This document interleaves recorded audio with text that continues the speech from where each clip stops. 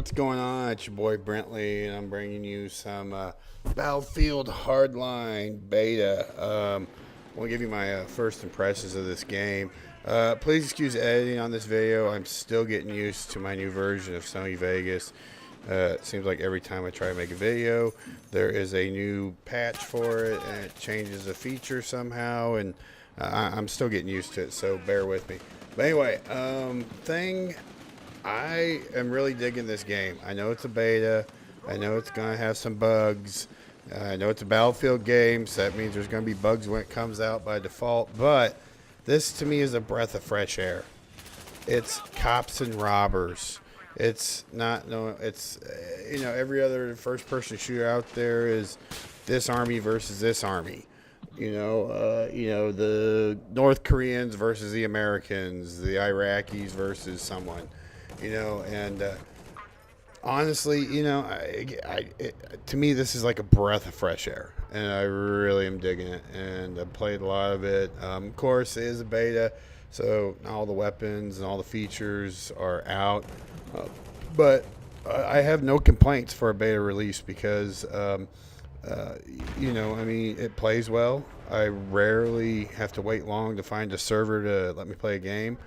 And, I've experienced relatively no lag whatsoever in the game. So that beats any of the Call of Duties I've ever played right there. So, and I destroyed that vehicle, I thought, and I didn't get a point for it. So, like I said, it's a beta release. There's some bugs and some shit they need to work out. But, hey, big ups to EA or whoever for at least giving the beta out to everyone to try out and, test these bugs out in the real world. So when the game does release, I believe in October,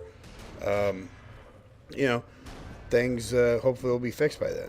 But anyway, enough about it. Anyway, the beta goes on until this Thursday. If you don't have it yet, I would strongly recommend downloading it and trying it out, because this is one of these games I'm really looking forward to for some reason. Okay, what else? Big events happening next week for me. My friend Mary from Tampa is coming up for her annual pilgrimage to Missouri to have fun 4th of July weekend with me. I'm not quite sure what all we're going to do. We'll probably go to Worlds of Fun. I know we'll probably blow some shit up at my uncle's cabin down at the lake. I don't know. Mary's a good friend of mine, and sometimes in this crazy world, I feel like she's the only one out there that truly understands me. She's never let me down. Everything she said she was going to do, she's done. And, it's a direct flight from Tampa. She takes off in Tampa, hops on a Southwest flight, lands in Kansas City, and she's here. So, and she gets 2 free bags. She is a shoe freak, shoeaholic, or whatever, and so 2 free bags checked really helps her out, because she don't want to be caught with the wrong flip-flops at the grocery store or some shit. I don't know. I don't get why women need so many pairs of shoes. I have 2 pairs of shoes. I have a pair of flip-flops, a pair of low-top Doc Martens steel-toed that I wear all the time. That's it. Those are only 2 pairs of shoes I own. Anyway, had some interesting news I got the other day, and I'm not quite ready to totally get into it right now, but a good friend of mine was like, you got all this shit going on in your life, and it's my Facebook beeping, and I apologize if the mic's picking that up. Let's see what that is. Anyway, what you want to do before, you don't have a choice. And I go, well, I don't know. I never thought about that. And so a friend of mine today, I guess you can never be too prepared, gave me this book called Before I Die by Jenny Downham. I guess that's how you pronounce it. It's how English people have weird names. And it's about this girl named Tessa, who was kind of a good girl. And I haven't finished it yet, but it's a really good read. And she gets diagnosed with some sort of leukemia, and realizes after, all the chemotherapy and all this treatment and whatnot, that nothing's going to change and she's going to die. So she makes a list of stuff she wants to do before she dies. And some of them are pretty risque things. I won't get into it because it's a really good read. But it's like, you know what? I never really thought, what do I want before I leave this shitty world? So I thought I'd, just run down a few things I wanted to do. First thing, probably the biggest thing and the hardest thing for me because of the financials behind it would be, and I'm fine. Don't get me wrong, everybody. I'm reading this book and it made me think, I could get hit by a bus tomorrow, you know, uh, you know, uh, Oh, anyway, don't worry about it, people. Anyway, I want to see the Detroit Red Wings play. Preferably, I don't care who they play, but preferably in Detroit, the Joe Louis Arena. I want to walk through the Gordie Howe entrance. I want to see Steve Yzerman's number retired hanging from the ceiling. I want to see all that shit. I want to eat at the Hockey Town Cafe. I want to go to Detroit. Never been. That's probably the biggest thing on my list.